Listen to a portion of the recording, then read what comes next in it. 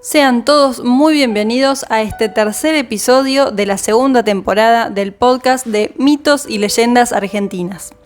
Hoy les traigo un episodio muy particular, muy espectacular, permítanme decirles, porque hoy les traigo la historia del lobizón. Una historia muy pero muy pedida por los seguidores de Instagram, ya que hace un tiempo tuve la oportunidad de subir un posteo sobre la historia del lobizón, pero en Argentina únicamente. Sin embargo, trajo varias preguntas, varias aristas ahí que quedaban por escarbar un poco, así que en este podcast vamos a hablar un poco de la historia del lobizón y no solamente, quédense hasta el final porque hoy les traigo un invitado espectacular, de lujo, impresionante y mejor imposible para este podcast, así que quédense hasta el final para sorprenderse con el personaje especial y único que les traje para este podcast. Bien, habiendo dicho todo esto, vamos a comenzar con lo que es la historia de los hombres lobo, también conocidos como licántropos. El origen del hombre lobo se remonta a la mitología protoindoeuropea, donde la licantropía se reconstruye como un aspecto de la iniciación de la clase guerrera según el paganismo germánico de la Edad de Hierro en Europa. Ya en la antigüedad clásica, los hombres lobos comienzan a aparecer en la literatura y en la mitología griega. Heródoto escribió acerca de los Neuri, una tribu que vivía al noreste de Cita y se transformaban en lobos una vez al año durante varios días y luego volvían a su forma humana. En el siglo II a.C., el geógrafo griego Pausanias relató la historia del rey Licaón de Arcadia, que se transformó en lobo porque había sacrificado a un niño en el altar de Zeus. Pausanias también cuenta la historia de un hombre arcadio llamado Damarco de Parracia, que se convirtió en lobo después de probar las entrañas de un niño humano sacrificado a Zeus. Según Pausanias, si los hombres lobo se abstienen de probar la carne humana mientras están convertidos, serán restaurados a su forma humana 9 años después. Si no es así, vivirán como lobos para siempre. En la Edad Media existen evidencias de una creencia generalizada en los hombres lobo en la Europa medieval. Los hombres lobo se mencionan en los códigos de leyes medievales del rey Knut, donde se hace una mención a los hombres lobo devoradores de personas. Ya en la Edad Moderna, durante el siglo XV, la licantropía fue una causa de acusación común en los juicios de brujas. Fíjense cómo a lo largo de la historia, no solamente ya estamos hablando de que apareció hace una cantidad de siglos impresionante, sino que va apareciendo con un paso cada vez más firme y más fuerte a medida que van pasando los siglos.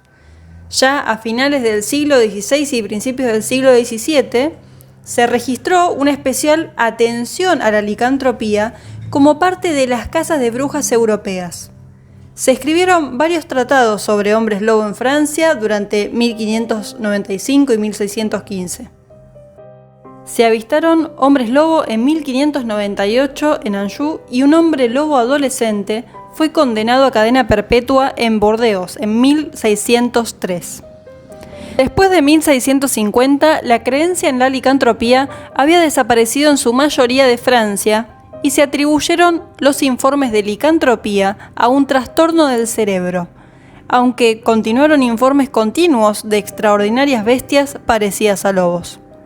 En cambio, en la zona de los Alpes austríacos y bárbaros, la creencia en los hombres lobo persistió hasta bien entrado el siglo XVIII.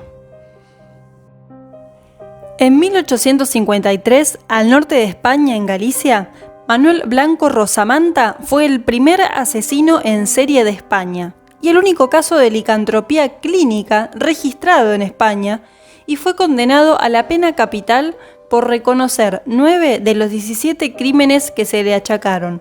Al final fue absuelto tras confirmarse que, efectivamente, era un licántropo clínico. De entre todos los testimonios históricos que tenemos en estas alimañas sangrientas, la más famosa, la que se cobró el mayor número de víctimas, fue la de Gévaudan. que toma el nombre de una antigua región francesa.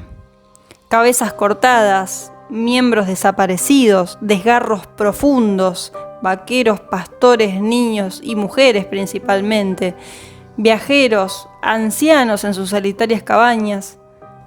Fue una convulsión nacional, al punto tal que la corona se vio obligada a enviar a sus mejores hombres armados y a contratar a los diestros cazadores del extenso reino. Murieron personas, lobos, zorros, perros, vacas, pero la bestia seguía acechando. No menos de 100 personas cayeron asesinadas y 70 terminaron heridas o mutiladas, si atendemos a las crónicas. El día en que se cazó al último cánido, terminó la matanza de Gévaudan. Jean Chastel, granjero y tabernero, dio muerte a un enorme animal del 19 de junio de 1767 en el monte Mauget. Le disparó al corazón 2 balas de plata extraídas de una medalla de la Virgen. Hasta el siglo XX, los ataques de los lobos a los humanos eran una característica ocasional, pero muy extendida en la vida europea. Algunos estudiosos han sugerido que era inevitable que los lobos, siendo depredadores más temidos de Europa, fueran proyectados en el folclore de criaturas cambiaformas. En las zonas del mundo donde no hay lobos, el nicho de las transformaciones en criaturas lo ocupan otros depredadores locales, como los hombres hiena en África, los hombres tigre en la India o los hombres puma y los hombres jaguar en el sur de América. Si uno tuviera que hacer una descripción de estos hombres lobo, podríamos decir lo siguiente. Tienen diferentes formas, la transformación puede ser permanente o temporal, provocada por la luna llena, provocada por una maldición, por la mordedura de otro hombre lobo o de nacimiento. La transformación puede ocurrir de forma aleatoria o controlada por el hombre lobo. En su forma humana, el hombre lobo podía tener rasgos físicos reveladores, como por ejemplo la unión de ambas cejas en el puente de la nariz, uñas curvas, orejas bajas y un paso oscilante. En cambio, en su forma animal, el hombre lobo varía de una cultura a otra, aunque lo más descrito es la similitud con un lobo común, pero sin cola, con un tamaño mayor y con ojos y voz humanos. Como la mayoría de los mitos y las leyendas, el origen de la historia del lobizón es un origen incierto. Por lo general, suelen ser el resultado de la mezcla de diversas supersticiones y creencias. En cuanto al lobizón argentino, se cree que la historia vino con la colonización europea, como una degeneración del relato folclórico europeo del hombre lobo, pero hay evidencia que muestra que los aborígenes autóctonos ya contaban historias de los hombres bestias en los que se encontraba el hombre tigre, el hombre puma, etc., siendo estas las bestias más temidas por la zona. Sobre nuestro territorio, una de las leyendas más resonadas es una leyenda guaraní, la cual nos cuenta que el lobizón es el 7º y último hijo de Tau y Querana. Tau era un espíritu maléfico que se había enamorado de la doncella llamada Querana, una niña de belleza admirable. Tau se había quedado prendido de la joven y la rapta. Esto ocasiona una profunda tristeza e indignación en la tribu, por lo cual estos ruegan un castigo ejemplar al transgresor, sobre el cual termina cayendo una terrible maldición. De esta manera nacen los 7 monstruos de la mitología guaraní, y el último de ellos es justamente el lobizón. El resto de los hijos los mencionaremos en otro podcast. Vamos a enfocarnos en este 7º hijo varón, el que vamos a denominar Luisón. Todos ellos, estos 7 hijos, fueron nacidos de forma prematura, a los 7 meses. Este 7º hijo, según la mitología guaraní, en las noches de luna llena de los viernes, o de los martes, según sea la zona, se transforma en un animal que mezcla las características de un perro muy grande y un hombre. Se dice que cuando se inicia el proceso de transformación, el maldecido comienza sintiéndose mal. Por ejemplo, comienza sufriendo dolores y malestares. Luego, presintiendo lo que va a venir, busca la soledad de un lugar apartado, como las partes frondosas del monte, y camina a la zona hasta su transformación. El hombre lobizón se incorpora con la forma de un perro muy grande, de color oscuro que va del negro al marrón, ojos rojos, extremidades muy grandes que son una mezcla de manos humanas y patas de perro, aunque otras veces también tiene forma de pezuñas y despide en general un olor fétido. Una vez que se incorpora, lo hace para vagar hasta que amanezca. Dicen que cuando los perros notan su presencia, comienzan a aullar y a ladrar, pero sin atacarlo, porque donde sea que vaya, ellos simplemente lo siguen con la vista y los aullidos. Se alimenta de las heces de gallinas, por eso se dice que cuando el granjero que ve el gallinero está limpio es porque el lobizón anda acechando por el lugar. También se alimenta de cadáveres desenterrados de tumbas y de vez en cuando come algún bebé recién nacido que aún no haya sido bautizado. Ahora bien, ¿qué pasa si nos enfrentamos frente a esta bestia mitológica? ¿Cómo matamos a un lobizón? Pues bien, se tiene que hacer con un arma blanca o con una bala bendecida. Para alejarlo, ante su presencia, se debe arrodillar y rezar un Padre Nuestro, realizar la señal de la cruz, arrojarle agua bendita o un tizón al rojo vivo y o también botellas rotas. Se supone que al matarlo, él se transformará en humano nuevamente y así podrá ser liberado del mal que lo acosa. Las diferentes historias por lo general no muestran al ya nombrado lobizón como una bestia agresiva con los humanos, sino que es más bien pacífica, aunque hay que estar siempre alerta ante un posible ataque, ya que no es una bestia precisamente amigable. Acá en Argentina, respecto del lobizón, tenemos una costumbre muy particular, por más rara que parezca, pero se sigue manteniendo desde el siglo XIX hasta la actualidad. Y esta es la siguiente. El presidente de la nación es nombrado padrino. ¿Están escuchando bien? El presidente de la nación es nombrado padrino de un séptimo hijo varón. Esta extraña costumbre comenzó a que los supersticiosos paisanos a veces sacrificaban a su séptimo hijo varón por el terror que les provocaba la posibilidad de que les hubiera nacido lobizón.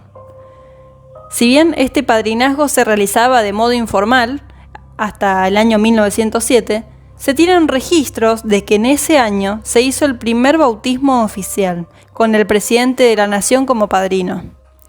Ya en el año 1973, el presidente Juan Domingo Perón dio formato legal a esta costumbre a través del decreto número 848.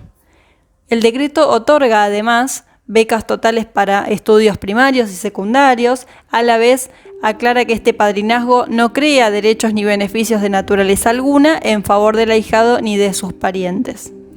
Ahora bien, fíjense esta belleza que tienen los mitos, las leyendas, que más allá del lugar a veces uno intenta, o al menos a mí me sucede, localizar en un tiempo, en un espacio, a una historia. Y es muy difícil porque justamente como todas las personas que habitamos este territorio, tenemos una cultura creada en base a muchísimas culturas de hace miles de años.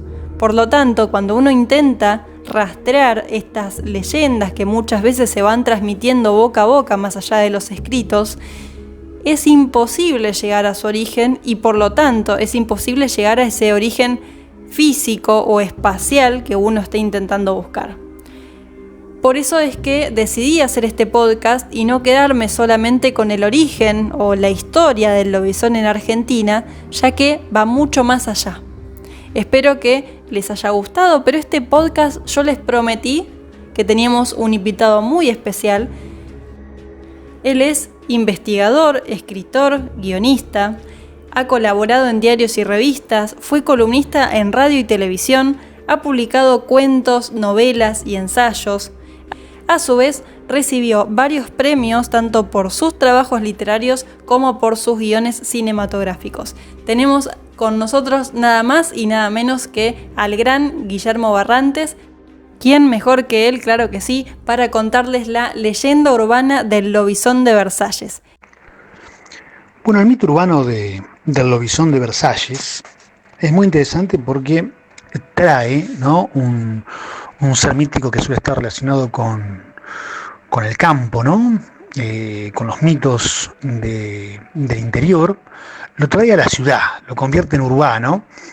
Y si bien Versalles es el barrio de la capital federal con más espacios verdes por habitante, sigue siendo parte de la ciudad. O sea, seguimos teniendo, si el mito tiene la verdad, tenemos a un lobizón en la ciudad, ¿no? Suelto en la ciudad, suelto en Versalles, en este caso. Y bueno, uno rastreó alguna de las versiones acerca del origen, ¿no?, de por qué se cuenta que hasta hoy en día hay un hombre lobo en el barrio porteño de Versalles. Y bueno, nos hemos encontrado con que la versión más fuerte, por lo menos en cuanto a los orígenes de este ser mítico, tiene que ver con el viejo mercado municipal, ¿no? Un mercado que se construyó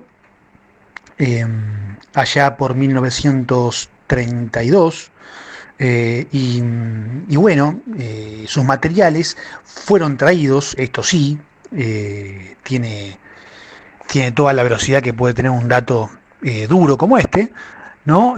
Los materiales para construir este mercado municipal fueron traídos de Inglaterra. Bueno, el mito urbano asegura que con estos materiales, ¿sí?, con parte de estos materiales, habría venido, ¿sí?, cual alienígena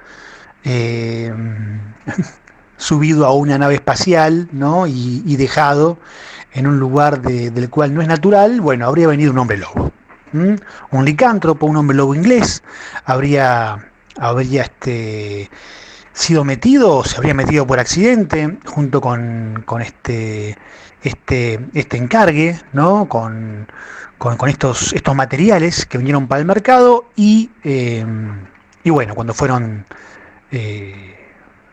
desempaquetados en algún lugar, en algún momento, el hombre lobo quedó suelto por Versalles.